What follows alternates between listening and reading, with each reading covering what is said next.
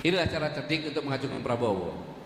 Dan selanjutnya yang paling bahaya, silakan simak ya. Mohon maaf Bapak-bapak dan Ibu-ibu sekalian, kami tentunya institusi Polri menolak kalau sampai ada usulan Polri berada di bawah Kementerian Khusus. Dan saya minta seluruh jajaran laksanakan ini, perjuangkan sampai titik darah penghabisan. Terima kasih. Ya, ketika Kapolri menyampaikan pernyataan akan pertahankan posisi institusinya sampai di darah penghabisan dan memerintahkan semua jajarannya, alarm darurat demokrasi berbunyi keras. Alarm demokrasi berbunyi keras. Itu yang disampaikan Kapolri itu bahasa konflik, bahasa tekanan kekuasaan, bahasa intimidasi.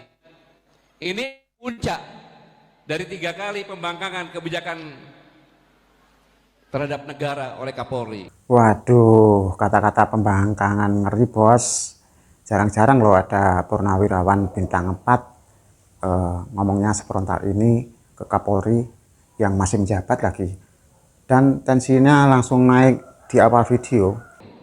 Yang pertama, membentuk tim reformasi tandingan, menerbitkan peraturan kepolisian nomor 10 dan mengunci ruang koreksi walaupun sudah ada Mahkamah Konstitusi. Ketiga, kini menantang di ruang publik secara terbuka dengan diksi ekstrim. Ini sinyal bahaya bahwa disiplin konstitusi sedang diuji secara terbuka. Pertanyaan sebenarnya, tantangan itu ditujukan kepada siapa sih? Iya dong, dia menantang kan, tantangan itu kepada siapa? Pertanyaan mendasar yang tidak boleh dihindari harus dijawab itu. Siapa sebenarnya tantangan Kapolri? Artinya Kapolri sedang menguji batas kewenangan Presiden sebagai memegang mandat konstitusional tertinggi. Pesan implisitnya jelas kepada Presiden, jangan sentuh struktur Polri. Pernyataan ini menciptakan tekanan simbolik pada Presiden. Dan ini saya sampaikan, saya lulusan Akademi Militer, Sigit juga sama-sama pernah di Akademi Militer. Sebagai seorang Kapolri, pernyataan ini, pembangkangan ini merusak institusi Polri yang sama-sama kita cintai oleh satu orang yang namanya Sulistyo Sigit. Saya katakan di sini bahwa saudara Jenderal Polisi Sulistyo Sigit tidak beretika, bahkan cenderung kurang ajar. Tidak pada tempatnya seorang Kapolri bicara seperti itu. Dia kira, Sigit kira. Nah ini bagian paling viral pasti. Pak Gatot pasang badan buat Pak Prabowo. Beliau kayak ngingetin kalau Presiden itu pimpinan tertinggi dan bukan orang yang bisa disetir. Pak Prabowo itu boneka yang bisa dia timang-timang, tidak punya mata, hanya gambar mata, tidak punya telinga, tidak punya mulut. Semaunya dia berbuat. Kurang ajar ini namanya.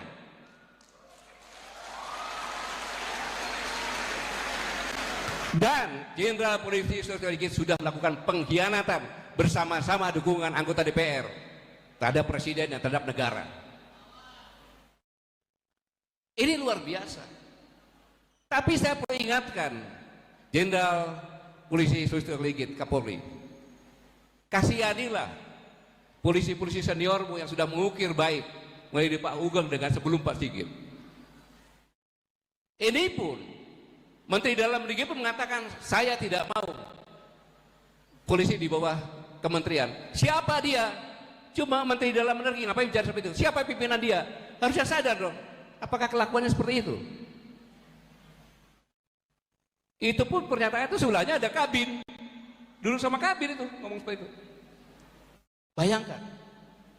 Jadi dikiranya Jenderal Polisi gitu Pak Prabowo sebagai boneka. Bisa dia mainkan. Saya ingatkan Jenderal Polisi Sulistyo Sigit, Presiden kita Jenderal TNI Purnawirawan Prabowo Subianto itu adalah mantan Danjen Kopassus pasukan khusus. Ini sih serangan mental Pak Gatot, bawa sejarah Pak Prabowo buat negasin kalau Kapolri jangan macam-macam. Gimana menurut teman-teman? Terlalu keras atau memang harus seperti ini? Mantan Pangkostrat, nggak ada apa-apanya kamu. Dan dia sekarang presiden sekaligus kepala negara. Jangan dianggap boneka. Itu kurang ajar. Saya gini karena saya sebagai warga negara, saya punya hak bicara untuk melindungi presiden saya. Hak saya itu. Kalau saya diam, berarti saya seperti apa ya? Kalau dikatakan binatang paling jelek juga nggak ada itu kalau penakut. Apapun semut pun kalau dia ngigit kan. Jadi kita harus bicara seperti itu. Itu pengkhianatan terhadap presiden sebagai pimpinannya. Undang-undang dasar, undang-undang Polri. Nah ini poin edukasinya Pak Gatot, balik lagi ke aturan. Beliau ngerasa kayak Kapolri nolak di bawah kementerian dengan diksi titik darah penghabisan. Ini ya sama saja kayak nantang presiden gitu. Iya kan? Kasihan polisi-polisi lainnya lagi. Mereka jadi dimusuhin.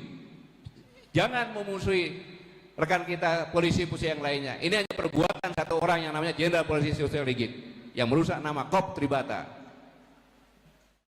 Iya, menganggap presiden boneka. Lalu pertanyaannya kita lihat aja. Kalau tidak ada perubahan, berarti silakan analisa sendiri. Ya boneka beneran kan gitu. Tapi saya yakin beliau seorang patriot, beliau orang yang tahu etika, beliau orang yang sangat menghormati senior. Apa pangkatnya senior kalau lihat pasti dia samperin dan dia salamin. Pasti dia salamin. Itulah Pak Prabowo. Dan ini pasti dia tahu benar. Ini adalah suatu pengkhianatan yang luar biasa. Jadi saudara-saudara kalian, ketika satu institusi merasa kebal, lahirlah negara dalam negara. Sangat serius Pak Gatot takut kalau Polri jadi terlalu kuat tanpa kontrol. Ini bisa jadi bom waktu. Setuju nggak kalau kalian semua industri harus ada yang mengawasi? Itu bukan stabilitas, itu bom waktu kekuasaan. Negara kuat bukan aparatnya keras, tetapi karena kontrol sipil yang tegas. Saya ulangi, karena kontrol sipil yang tegas. Jika negara terus diam, bencana mengintai. Karena diam berarti arogansi aparat dilegalkan, supremasi sipil dimakamkan, intimidasi dinormalkan, kepercayaan publik runtuh, ledakan sosial tinggal menunggu waktu. Ledakan sosial tinggal menunggu waktu. Saya mengingatkan seperti ini agar tidak terjadi ledakan sosial. Ingat, negara tidak akan runtuh oleh kudeta mendadak. Negara runtuh oleh ketakutan yang dibiarkan tumbuh. Negara harus memilih menegakkan supremasi sipil sekarang atau membiarkan aparat membangun kekuasaan paralel. Jika negara kalah hari ini, rakyat yang akan membayar mahal esok hari. Jadi, saudara-saudaraku gengsi, kalau Anda diam, ya itu. Saya masih berapa menit ya? Ya sudah kalau nggak diingatkan ya. Ini presiden disinilah berada di persimpangan jalan. Mau menjadi presiden kompromi dengan hal yang tidak benar. Wah, Pak Gatot kasih tantangan terbuka buat Pak Prabowo. Beliau minta presiden tegas. Ini benar-benar nunggu aksi nyata dari istana yang setelah video ini viral. Atau kalau mengoreksi semuanya, tinggal milih mau jatuh atau tetap. Ya, ini berada di persimpangan sejarah, menjadi pemimpin korektor yang memulihkan republik atau menjadi pemimpin kompromi yang tenggelam bersama krisis. Nah, yang mahasiswa atau Gen Z pasti tersentil. Nih Pak Gatot minta kalian jangan cuma diam aja pas nengok politik lagi panas. Jangan mau dibeli katanya. Gimana menurut teman-teman? Bersama krisis. Saya sudah mengingatkan ini di forum ini di hadapan Gen Z. Sejarah tidak pernah menunggu kesiapan penguasa.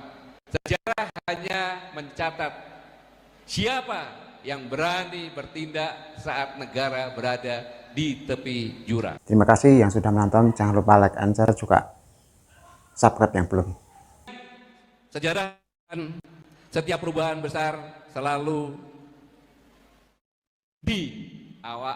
diawali oleh generasi muda yang kehilangan harapan.